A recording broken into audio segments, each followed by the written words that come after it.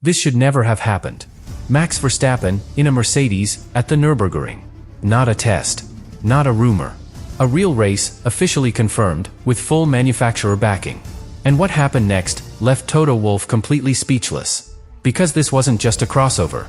It was a collision between two worlds that were never meant to meet. Red Bull's #1 driver, inside a Mercedes machine. At the most dangerous track in motorsport. With everything on the line. But here's the part nobody is talking about. This wasn't a one-off. This was part of a structured program, designed to prepare Verstappen for one of the hardest races on the planet. Which means one thing.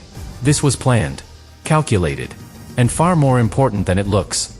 Because when a driver like Verstappen steps into a rival environment, he's not just driving. He's learning, adapting, collecting information. And what he discovered that day could change the balance of power in Formula One. But the most shocking part? It's not what happened on track. It's what this move could mean for the future. And once you see it, you can't unsee it. At first, it felt wrong. Not controversial. Not dramatic. Just wrong. Because your brain tries to reject it immediately. Max Verstappen, stepping into a Mercedes. Those two things are not supposed to exist in the same sentence. Years of rivalry. Years of tension. Championship battles that defined an era. And suddenly, all of that disappears for a moment. Just long enough to put him behind the wheel of a Mercedes AMG GT3. But here's where the story starts to shift. Because this wasn't a marketing stunt. It wasn't a promotional appearance. It wasn't even optional. This was part of a structured racing program, confirmed and built with full intent. And that detail changes everything. Because when something is structured, it has objectives. Clear ones. Measured ones. And usually, hidden ones. This wasn't about showing up. This was about preparation. Step by step, race by race, leading toward something much bigger. The 24-hour race at the Nürburgring. One of the most brutal challenges in motorsport. Where talent alone is not enough. Where experience becomes survival. And where even the smallest mistake ends everything. So now the question becomes more uncomfortable. Why would Verstappen commit to something like this, in the middle of a Formula One season? Because this is where people start to underestimate what's really happening. They think this is just another race. Another car. Another challenge. But it's not. This is a completely different world. A world where Verstappen is no longer the reference point. No longer the dominant force. Here, he has to adapt. And that's rare. Because drivers at his level, they don't adapt to environments. They dominate them. But not here. Here, everything fights back. The car feels heavier. Slower in response. Less precise. You don't attack corners the same way. You negotiate them. You don't rely on pure downforce. You manage weight, balance, grip that changes every few seconds. And then there's traffic. Constant. Relentless. Cars everywhere. Different speeds. Different categories. All sharing the same narrow ribbon of asphalt. And this is where things get dangerous. Because one wrong decision, one misjudgment, and it's over. Not just for the race. Sometimes, for much more. And Verstappen knows that. Which is exactly why this decision matters more than it seems. Because he didn't choose the easy path. He chose the one that exposes him. The one that forces him to rebuild instincts. To rethink everything he already mastered in Formula One. And that tells you something important. He's not doing this to prove he's fast. That part is already clear. He's doing this to become something else. Something more complete. But here's where the tension starts to rise. Because while Verstappen is adapting, someone else is watching. Closely. Analyzing every detail. Not as a rival, but as an observer with access. Mercedes. And more specifically, Toto Wolff. Because from his position, this isn't just another driver trying a different category. This is the one driver who changed everything for his team. The one who took control away. The one who forced Mercedes to rebuild. And now, that same driver is inside his ecosystem. Touching the car. Feeling the balance. Understanding the philosophy. And that creates a situation nobody was prepared for. Because the moment Verstappen starts to understand that environment, even just a little, something shifts. Not publicly. Not immediately. But internally. And those internal shifts are the ones that change the future. But what nobody expected is how fast that shift would begin. And this is where everything changes. Because up to this point, you could still believe this was controlled, calculated, safe. But the Nürburgring doesn't allow that illusion to last. At some point, the track takes over. And when it does, you see the truth. Not the reputation. Not the titles. The real driver. And what happened next caught everyone off guard. Because Verstappen didn't hesitate. He didn't build slowly anymore. He didn't stay within limits. He crossed them. Not recklessly. Not emotionally. But with precision. And that's what made it different. Because when most drivers push in that environment, they lose control. Small mistakes begin to appear. Braking becomes inconsistent. Lines get messy. Traffic becomes overwhelming. But here's the detail that changed everything. Verstappen got cleaner. The faster he went, the more controlled he became. And that is not normal. Especially not in a GT3 car. Especially not at the Nürburgring, where the circuit itself feels alive. Where grip changes corner by corner. Where confidence can disappear in a single second.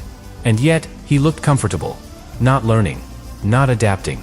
Comfortable. Like he had been there for years. And that's the moment people inside the garage started to notice. Because there's a difference between being fast and understanding a car. And Verstappen was doing both at the same time. But this is where the story takes a turn most people completely missed. Because while everyone was focused on lap times, something else was happening. Something far more important. Communication. The way he spoke to engineers. The way he described the car. The way he adjusted his driving based on feedback. It wasn't generic. It wasn't surface level. It was detailed. Precise. Almost intuitive. And that's rare. Because in endurance racing, that connection between driver and team is everything. You're not just driving. You're managing a system. A machine that has to survive hours of pressure. And Verstappen integrated into that system immediately. No friction. No confusion. Just alignment. And this is where things become uncomfortable again. Because inside Mercedes, they were not just observing performance anymore. They were recognizing something deeper. Fit. Natural fit. The kind that cannot be taught. The kind that teams spend years searching for. And suddenly, it was right there. In front of them. In a driver that technically shouldn't belong to them. Now think about that for a second. Because this is not a junior driver. Not a prospect. Not a future possibility. This is the most complete driver in Formula One right now. And he just demonstrated that he can step into your car, your system, your environment, and operate like he's always been part of it. That doesn't just get attention. That changes perception. Quietly, but permanently. And this is exactly why Toto Wolff couldn't ignore it. Because moments like this, they stay with you. They sit in the back of your mind. They grow. Because now, there's proof. Not theory. Not speculation. Proof that under the right conditions, something unexpected could work. But here's where it becomes even more interesting. Because while Mercedes was processing all of this, Verstappen was already thinking ahead. Not about this race. Not even about the next one. But about the bigger picture. Because drivers like him, they don't react. They position themselves. And what he did next is the piece that connects everything. The part that explains why this wasn't just a performance. Why this wasn't just adaptation.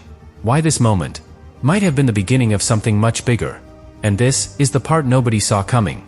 Because while everyone was focused on performance, Verstappen was doing something much more strategic.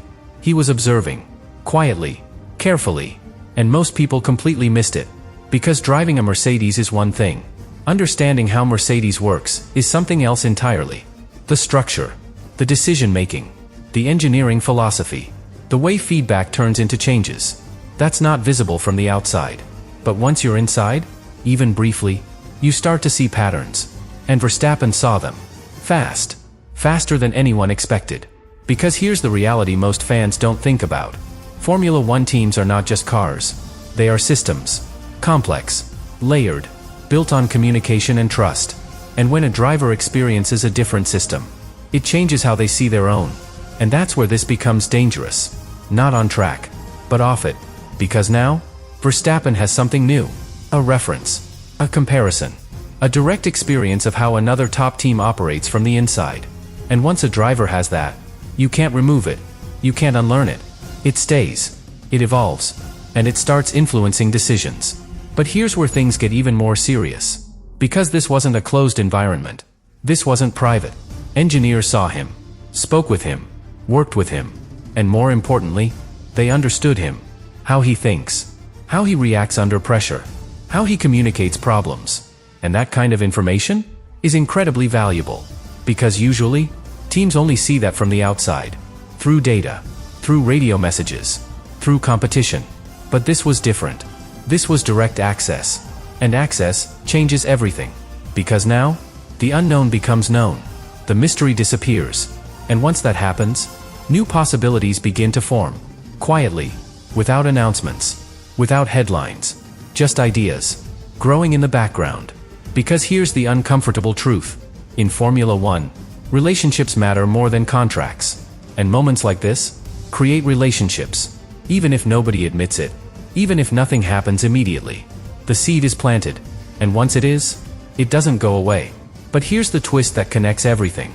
Because this wasn't just beneficial for Mercedes, it was just as valuable for Verstappen. Because now, he knows. Not guesses. Not assumptions. He knows what that environment feels like. What it offers. What it lacks. And how it compares to his current reality. And that knowledge is power. The kind of power that only matters later. When decisions need to be made. When opportunities appear. When timing becomes critical. And that's why this moment matters so much. Because it's not about today. It's about what happens when everything aligns. Because eventually, it always does. But here's the final layer most people still don't see. Because this entire situation was never supposed to create headlines. It was supposed to be simple. A race. A preparation step. Nothing more. And yet, it created something far more dangerous. Awareness. On both sides. And once both sides are aware, the dynamic changes. Forever. So now, the real question isn't whether Verstappen impressed Mercedes. That part is already clear. The real question is much bigger. What happens when the right opportunity finally appears, and both sides already know exactly what to expect?